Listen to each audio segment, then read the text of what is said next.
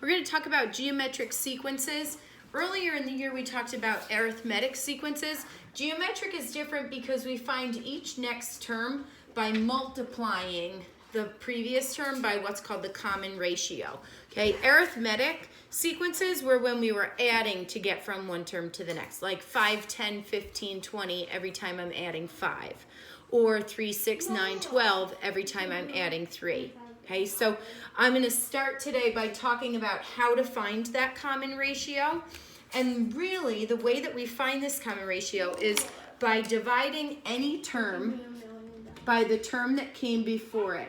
Divide any term by the previous term. Okay? So in order to divide any term by its previous term, you need at least 2 or 3 terms in a sequence to actually you need at least 3 terms to determine if it's a sequence or not. So let's take a look.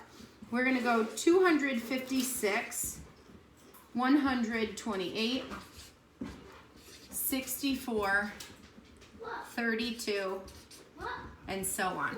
Okay? So now this sequence of numbers here, we need to determine, first of all, is it a geometric sequence? So I want to check and see, can I find a common ratio?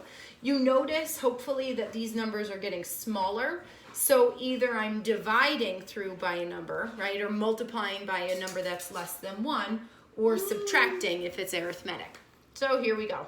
Take the last term, 32, and divide it by the term that came before it, 64. So 32, no you may not.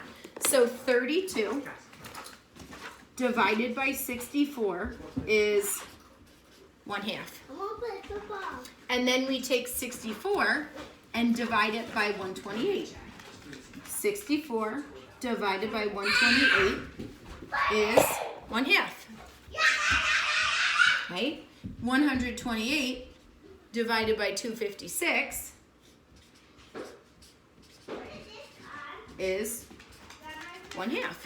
So we can see that because each term, or actually now if I move forward through the sequence, each term is getting cut in half to find the next term. My common ratio is 1/2, or the decimal equivalent of 0.5.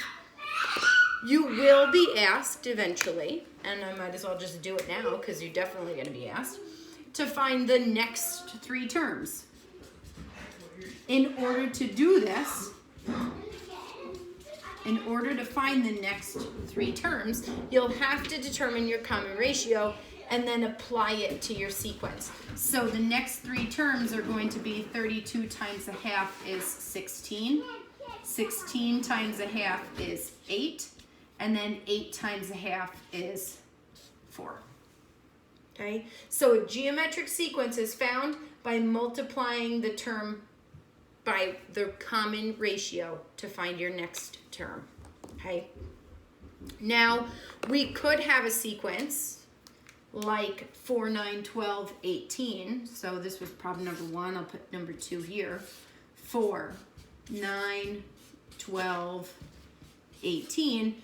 And then we notice here, hopefully you recognize that it doesn't look like I'm multiplying by the same number each time.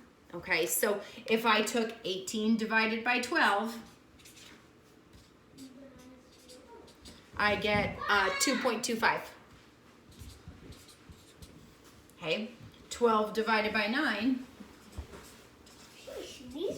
is 1.3333. Connor, please stop. Okay, then we've got 9 divided by 4. Oh wait, shoot, I screwed that up. This is 1.5. Sorry about that.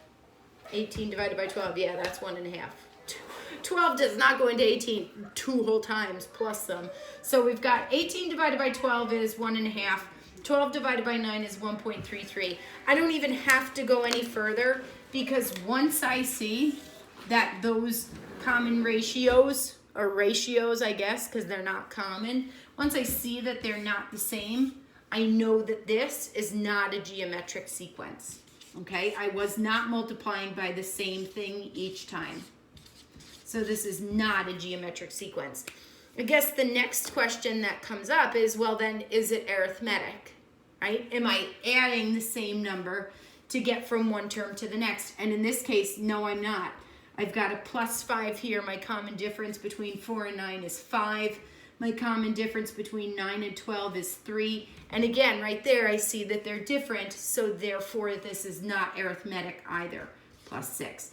So this one is not geometric and also not arithmetic. Okay? So we have to take the common ratio and make sure that it was the same for each one of my terms to go from one term to the next. There is a formula, and I'm going to show you that in another video. The formula does involve you having to find the common ratio and the first term of the sequence. Please keep in mind that when you do this, and this is the last piece that I'm going to say here, if the geometric sequence is growing, just like before with our exponential growth and decay, if our geometric sequence is growing, our common ratio is greater than 1. And if my geometric sequence is shrinking, my common ratio is between 0 and 1, so your decimals fractions. Thanks so much, guys. I'll show you the formula in the next video. Take care.